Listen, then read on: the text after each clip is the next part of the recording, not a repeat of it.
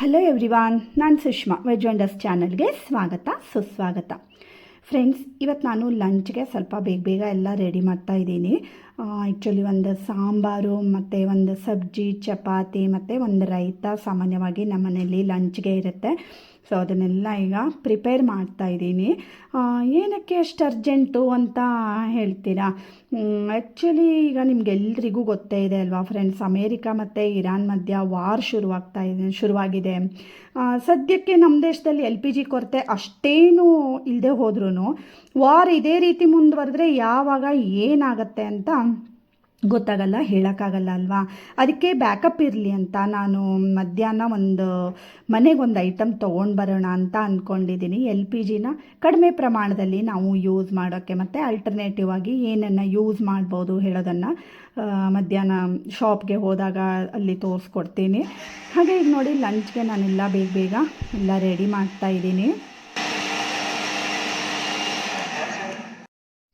ಹಳ್ಳಿ ಕಡೆ ಇರೋರಾದರೆ ಒಂದು ವೇಳೆ ಅವ್ರಿಗೆ ಜಾಸ್ತಿ ಸಿಲಿಂಡರು ಇದೆಲ್ಲ ಸಿಕ್ಕಿಲ್ಲ ಅಂದ್ರೂ ಅವ್ರು ಏನು ಮಾಡ್ಬೋದು, ಕಟ್ಟಿಗೆ ಒಲೆನ ಯೂಸ್ ಮಾಡ್ತಾರೆ, ಇಲ್ಲಾಂದರೆ ಗೋಬರ್ ಗ್ಯಾಸ್ ಕೂಡ ಇರುತ್ತೆ ಅಲ್ವಾ. ಬಟ್ ನಮಗೆ ಹಾಗಾಗಲ್ಲ. ಆಲ್ಟರ್ನೇಟಿವ್ ಆಗಿ ಏನು ಬೇಕೋ ಅದನ್ನು ನಾವು ರೆಡಿ ಇಟ್ಕೊಳ್ಳೇಬೇಕು. ಹಾಗೆ ನೋಡಿ, ಸಾಂಬಾರಿಗೆ ಮಸಾಲ ಎಲ್ಲ ರುಬ್ಬಿಟ್ಟು ಎಲ್ಲ ಮಿಕ್ಸ್ ಮಾಡಿ ರೆಡಿ ಮಾಡ್ಕೊಳ್ತಾ ಇದ್ದೀನಿ. ಹಾಗೆ ಚಪಾತಿ ಕೂಡ ಮಾಡಲಿಕ್ಕಿದೆ. ಹಾಗೆ ಕುಕ್ಕರ್ ಕೂಡ ಈಗ ಇಡ್ತಾ ಇದ್ದೀನಿ.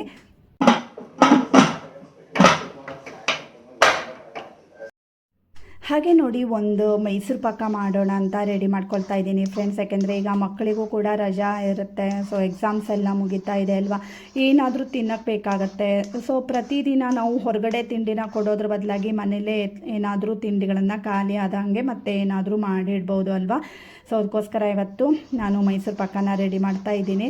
ಆ್ಯಕ್ಚುಲಿ ಹೇಳಬೇಕಂದ್ರೆ ನಾನು ಸುಮಾರಷ್ಟು ರೀತಿಯ ಮೈಸೂರು ಪಾಕದ ವೀಡಿಯೋಗಳನ್ನು ನಾನು ಈಗಾಗಲೇ ಪೋಸ್ಟ್ ಮಾಡಿದ್ದೀನಿ ಫ್ರೆಂಡ್ಸ್. ಬೇಕಿದ್ದರೆ ನಾನು ಡಿಸ್ಕ್ರಿಪ್ಷನ್ನಲ್ಲಿ ಲಿಂಕನ್ನು ಹಾಕಿರ್ತೀನಿ, ಅಲ್ಲಿ ನೀವು ನೋಡಿಕೊಂಡು ಕೂಡ ಮಾಡ್ಬೋದು. ಕಂಪ್ಲೀಟ್ ಆಗಿರುವಂತಹ ವೀಡಿಯೋವನ್ನು ನಾನಿವತ್ತು ಮಾಡಿಲ್ಲ, ಯಾಕೆಂದರೆ ಈಗಾಗಲೇ ತೋರಿಸ್ಕೊಟ್ಟಿದ್ದೀನಿ ಅಲ್ವಾ. ಸೊ ಮತ್ತು ನನಗೆ ಒಂದು ಸ್ವಲ್ಪ ಗಡಿಬಿಡಿ ಕೂಡ ಇತ್ತು. ಸೊ ಈ ರೀತಿ ಅದಕ್ಕೆ ಬಂದಾಗಲೇ ಮೈಸೂರು ಪಾಕನ ನಾವು ಒಂದು ಟ್ರೇಗೆ ಹಾಕ್ಕೊಳ್ಬೇಕಾಗತ್ತೆ. ಮತ್ತು ಮೈಸೂರು ಪಾಕದ ಒಂದು ಟಿಪ್ ಏನಂದರೆ ಫ್ರೆಂಡ್ಸ್, ಸ್ವಲ್ಪ ಹೈಟ್ ಇರುವಂತಹ ಮೌಲ್ಡಲ್ಲಿ ನಾವು ಮೈಸೂರು ಪಾಕನ ಹಾಕ್ಕೊಂಡ್ರೆ, ಅಂದರೆ ರೆಡಿ ಮಾಡ್ಕೊಂಡಿರೋಂತಹ ಮಿಶ್ರಣವನ್ನು ಹಾಕ್ಕೊಂಡ್ರೆ ಏನಾಗುತ್ತೆ, ಮಿಡ್ಲಲ್ಲಿ ಒಂದು ಸ್ವಲ್ಪ ಬ್ರೌನಿಶ್ ಆಗಿ ಬರುತ್ತೆ, ಮೇಲ್ಗಡೆ ಮತ್ತು ಕೆಳಗಡೆಗೆ ಒಂದು ಸ್ವಲ್ಪ ಅದು ಯೆಲ್ಲೋಯಿಶ್ ಆಗಿ ಬರುತ್ತೆ, ಚೆನ್ನಾಗಿ ಕಲರ್ ಬರುತ್ತೆ.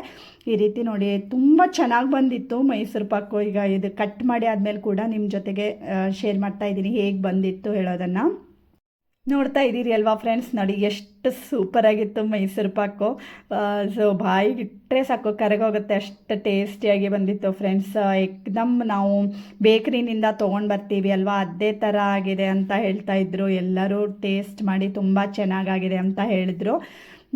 ಮತ್ತೇನಂದರೆ, ಸೊ ಲಂಚು ಇದೆಲ್ಲ ಮುಗಿಸ್ಬಿಟ್ಟು ಹಾಗೆ ಮಧ್ಯಾಹ್ನ ಹೊರಗಡೆ ಹೋಗ್ಲಿಕ್ಕಿದೆ. ಮತ್ತು ಸೃಜನ್ಗೂ ಈಗ ರಜಾ ಇತ್ತಲ್ವಾ. ಸೊ ಅಂದರೆ ಮಧ್ಯ ಒಂದು ಸ್ವಲ್ಪ ಡ್ರಾಯಿಂಗ್ ಮಾಡೋದು ಇದೆಲ್ಲ ಮಾಡ್ತಾಯಿದ್ದ. ಒಂದಿಷ್ಟು ಕಲರ್ಸ್ಗಳನ್ನು ಅವನು ತರಿಸ್ಕೊಂಡಿದ್ದ. ನಾನು ಅವನು ಬರ್ತ್ಡೇ ವಿಡಿಯೋದಲ್ಲಿ ಅದನ್ನು ಪೋಸ್ಟ್ ಮಾಡ್ತೀನಿ, ಯಾವುದು ಏನು ಹೇಳೋದನ್ನು. ಬಟ್ ನೋಡಿ ಎಷ್ಟು ಚೆನ್ನಾಗಿ ಡ್ರಾಯಿಂಗ್ ಮಾಡಿದ್ದಾನೆ ಅವನು. ಒಂದು ಸ್ರೂ ಆರ್ಟ್ಸ್ ಹೇಳ್ಕೊಂಡು ಒಂದು ಚಾನಲ್ ಇದೆ ಫ್ರೆಂಡ್ಸ್. ನಿಮಗೆ ಡ್ರಾಯಿಂಗ್ ಏನಾದರೂ ಇಷ್ಟ ಇದ್ದರೆ ಆ ಚಾನಲ್ನಲ್ಲಿ ನೋಡಿ ಸಬ್ಸ್ಕ್ರೈಬ್ ಮಾಡ್ಕೊಳ್ಳಿ. ಹಾಗೆ ನಾವು ಮಧ್ಯಾಹ್ನ ನೋಡಿ ಈಗ ಸಿಟಿ ಕಡೆಗೆ ಹೋಗ್ತಾ ಇದ್ದೀವಿ. ಈಗ ನೋಡಿ, ಶಿರಸಿಯ ಪ್ರತಿಷ್ಠಿತ ಎಲೆಕ್ಟ್ರಾನಿಕ್ ಶಾಪ್ ಆಗಿರುವಂತಹ ಬೆನಕ ಎಲೆಕ್ಟ್ರಾನಿಕ್ಸ್ಗೆ ಈಗ ನಾನು ಬಂದಿದ್ದೀನಿ ಫ್ರೆಂಡ್ಸ್. KG ಭಟ್ ಅವರ ಮಾರ್ಗದರ್ಶನದಲ್ಲಿ ಬೆನಕ ಎಲೆಕ್ಟ್ರಾನಿಕ್ಸ್ ಒಂದೊಳ್ಳೆ ರೀತಿಯ ಒಳ್ಳೆ ಕ್ವಾಲಿಟಿ ಪ್ರಾಡಕ್ಟ್ಸ್ಗಳನ್ನು ಮತ್ತು ಸರ್ವಿಸ್ಗಳನ್ನು ಶಿರಸಿಯಲ್ಲಿ ಕೊಡ್ತಾ ಇದೆ.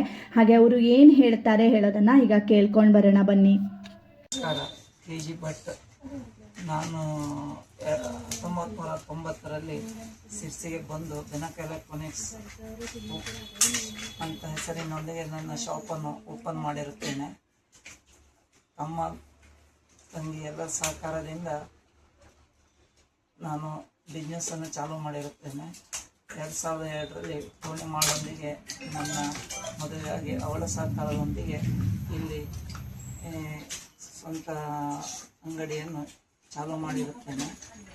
ಎಲೆಕ್ಟ್ರಾನಿಕ್ಸ್ನ ಸ್ಪೇರ್ ಪಾರ್ಟ್ಸ್ಗಳು, fridge, washing machine, TV, almost ಎಲ್ಲ ವೆರೈಟಿಯ ಎಲೆಕ್ಟ್ರಾನಿಕ್ಸ್ ಮಟೀರಿಯಲು ಯಾವಾಗಲೂ ಸಿಗುತ್ತದೆ.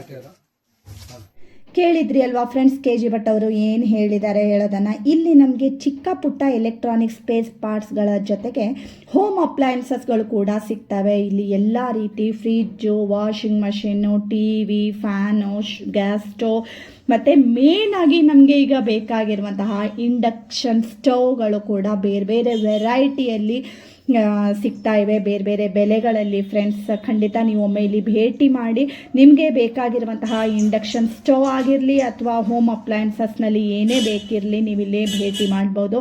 ಒಳ್ಳೊಳ್ಳೆ ಪ್ರಾಡಕ್ಟ್ಸ್ಗಳಿವೆ ಮತ್ತು ತುಂಬ ವೆರೈಟಿ ಕೂಡ ಇವೆ. ತುಂಬ ನೀಟಾಗಿ ಚೆನ್ನಾಗಿ ತೋರಿಸ್ಕೊಡ್ತಾರೆ, ಚೆನ್ನಾಗಿ ಎಕ್ಸ್ಪ್ಲೇನ್ ಮಾಡ್ತಾರೆ. ಅದು ಮೇನಾಗಿ ಬೇಕಲ್ವ ನಮಗೆ, ಏನಾದರೂ ಒಂದು ತೊಗೊಂಡ್ರೆ ಅದು ಹೇಗೆ ವರ್ಕ್ ಆಗುತ್ತೆ, ಏನು ಎಷ್ಟು ಗ್ಯಾರಂಟಿ ಇರುತ್ತೆ ಅಂತೆಲ್ಲ ತುಂಬ ಡೀಟೇಲಾಗಿ ಚೆನ್ನಾಗಿ ಎಕ್ಸ್ಪ್ಲೇನ್ ಮಾಡಿದ್ರು.